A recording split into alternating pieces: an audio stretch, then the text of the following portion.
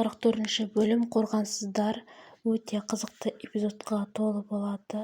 Бұл серияда алғаш рет бірінші әйелі, сүйіктісі және ғашығы Бераны Дебран тастап кетеді. Қонақ үйді басқаратын Дебранның анасы және көмекшісі айтып жатыр: бүгін бізде аспазшы жоқ, орнына Азизе ханым барлық тамақты жасап жатыр дейді. Осы кезде енесі шошып кетеді. Олар бізді ұятқа қалдырады, ол қыз дейді. Бауырын күтіп тұрған, бірақ бауыры әлі де шығар емес. Болмағасын өзі келген кезде осы балым мен Сәметтің жылап тұрғанын, балым жылап отырғанын көрсетеді. Осы кезде Зылиха да келеді. Не болды балалар дейді. Бәрі дұрыс, тек балалар мазақтады дейді. Осы кезде тағы да Зылиханың сіңісі тиісіп қалады. Сен Юсуппен кездесіп жүрсің ғой, сол үшін кешігіп кел дейді.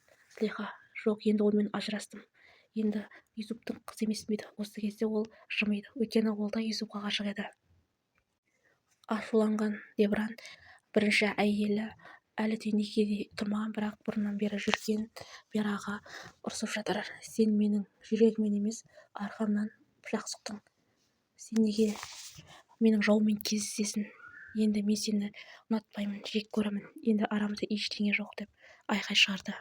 Ал мұнда әдеттегідей енесі Азизенің түгін қоймай ұрсып жатыр. Азизе уәде беріп жатыр: мен барлығына үлгерем дейді. Осылай сіңілісі Зылихаларды шақырып алады. Маған көмектерің керек. Бүгін кешкі ауызашарға көптеген тамақ жасауымыз керек. Ал мұнда Бера: жоқ, мен сені әлі де сүйем, кетпеші. Мен олай үшін Зылиха үшін істедім. Ол сенің жанынан кетпегесін, сен оны сүйіп қалдың, сол себепті сені қызғандыру үшін солай болды дейді. Бірақ оны елеп жатқан Дебран жоқ, тыңдап жатқан. Деме болса ұтышудан жалығып, өзінің соншалықты әлсіз екеніне жылап тұрған кезде оның бір адам Али деген бір кісіні ұрып келді. Сен соған ұруға лайықсың, көп ақша береміз деп оның адресін береді. Али және ол адресті алады және телефонды да қоса алады. Өйткені Джемода әлі күнге дейін телефон болмаған. Осы кезде Юсуп келіп: сен қайда кетіп бара жатсың дейді. жоқ, менің бір жұмыстарым бар, қазір келемін деп алжапқысын жинап шығып кетті. Юсуптың айтқанын да тыңдаған емес. Ал мұнда әлгі сары қызды ойлап отқан Якуз, яғни Дебранның сүйіктісі, бірінші әйелі, оның кездескен күндерін еске алып қашып болып қалды. Якуз Үміт деп шақырып алып, Үмітке: ол қызды қалай болса да тап, маған тауып адресін барлығын жазып жібер дейді. Үміт: қайдан табам, ол қандай қыз десе де шаруам жоқ, қайдан тапсаң онан тап, тезірек. Ол қонақ үйдің алдындағы сары қыз, шашы сары, көзі көкшіл, шетелше түркше білмейді, сондай қыз тауып бер дейді. Бұны Якуздың анасы естіп қалды. тағы да не бүлдіргелі жүр деп Үміттен сұрады. Үміт те ештеңе білмейтінін айтты, тек ол қызды іздейтінін айтты. Қонақ үйге ашуланып келген Дебран барлық ашуын анасынан алып жатыр. Анашы ізінен еріп: неге сен қызметшіні аспазшыны қудың, неге Азизе кухняны басқарып жатыр? Оны қызғаныш кернеп бара жатыр, Азизені өзінен озып кеткенін қаламай. Осы кезде Дебранның ашулы екенін естіген Азизе дереу сіңілдеріне жұмысты тапсырып, қазір мен келемін деп өзі Дебранға қарай жүгіреді. Дебран кабинетінде сөйлесіп жатыр жұмыс туралы. Осы кезде Азизе қарап: сен неге сондай ашулысың, неге ашуланасың, саған ашулана болмайды, сен білесің бе дейді. Осы кезде: кетші бар, сенің не шаруаң бар, менде не жұмысың бар, кухня дедің, ас үй дедің, бар енді жұмыс жасап айқайлайды Дебран.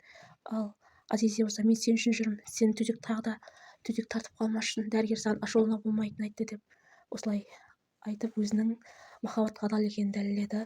Дебран өзінің ісінен ұялып қалды. Джема болса әлгі адамдардың берген мекен-жайына Али деген кісіні іздеп келе жатыр.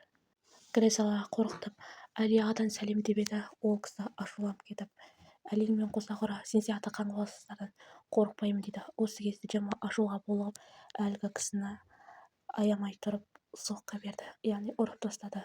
Өзі де бұл іске қалай барғанын білмейді. Өйткені қаңғыбас деген сөзі қатты намысына тиген болу керек.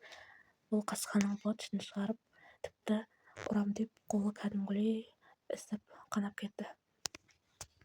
Өзінен бірнеше жас үлкен, басында шашы жоқ кісі Мелисаның болашақ жұбайы, күйеу бала күйеу екен.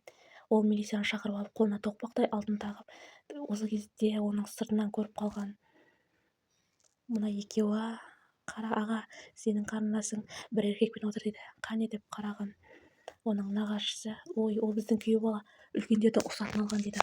Осылайша ақшасы бар, кәсібі бай күйеу бала үшін қуанып, тіпті оларға сәлем берейін деп қастарынан екеуі жетіп келді. Негізгі жаман рөлде ойнайды, бірақ өте керемет рөлдерін алып шыққан. Осы кезде қарындасы жақтырмаса да амалсыз қолындағы алтынды көріп: «Кәне қарындасым, қазір ұры-қары көп, қолыңдағы алтыныңды маған бер, мен ешкімге тиіскізбей алып қояйын» дейді. Осы кезде ол берген жоқ, күйеу баласын көрсетіп: «Ол мені қорғайды» дейді. Осылайша төртеуі кафеде шай ішіп үйіне қайтады. Үміт болса әлгі сары шашты әйелді, яғни Бераны аңдып жүр. Оның таксиден түсіп, осы жақтағы Дебран жаққа келе жатқанын барлығын баяндап айтты. Ал Дебранға келген Бера: «Мен сені сүйем, мен сені шексіз сүйем, мені тастама, мен кете алмаймын» дейді. Осы кезде бәрі бітті арамызда дейді Дебран. Бера жылап: «Онда мен өз-өзіме қол салып өлемін». Осылай тағы да қорқытады, құшақтайды, сүйеді, бірақ бәрібір Дебран қарсы шығып: «Енді кет, арамыздағы барлығы бітті» дейді. Анасы келіп қалады. Сол кезде ақталған Дебран ол көмекші бір директоры деп ақталады. Содан кейін ол көмекшісі келеді: «Ханым, Азизия ханым барлығын бітірді, тіпті тамақтарының өзі дәмді» дейді. Осы кезде өзінің жеңіліп қалып кешірім сұрайтынын білетін ол дереу тамақтарын отменить, ешқандай қонақ келмесін деп Азизиден: «Қалай болса да мен жеңілмеуім керек» дейді. Азизиге қарап тұрып: «Енді келмейді қонақтар, бітті бәрі, өйткені бұл менің қожайынымын» дейді. Ал мында кездейсоқ кездескен секілді Бераның алдынан шыққан Якуз: «Мен кеше сізді күттім, неге келдің, кет жолымнан» деп ашуланған Бераға кешегі түсіріп алған алқасын көрсетті. «Енді ол алқа керек емес» дейді. «Сонда д деген кім?» деп қояды. Осы кезде көмекшісі келіп: «Бера ханым, Дебра сізді жеткізе сал» дейді. Осы кезде ғана Якуздың Дебранның әйелі екенін біледі. Ал мұнда балдыздарыма мен дастархан жаямын, ешқайда кетпе деген. Ал бұл үйде Рамизия ханым той туралы сөйлесіп жатыр. Барлығы бір үйде тұрады екен. Әлгі Мелисаның күйеу жігіті Рамизаның сіңілі ме или әпкесінің ұлы екен.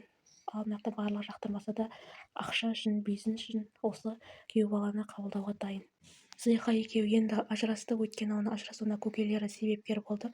Сол үшін мұңайып тұрған Юсуп көзі Джемоның қолына түсті. «Не істедің, тағы не бүлдірдің?» дейді. «Мен ештеңе ұрған жоқпын, жай ғана қабырғаны ұрдым» деп ақталады. Жалғасы бар.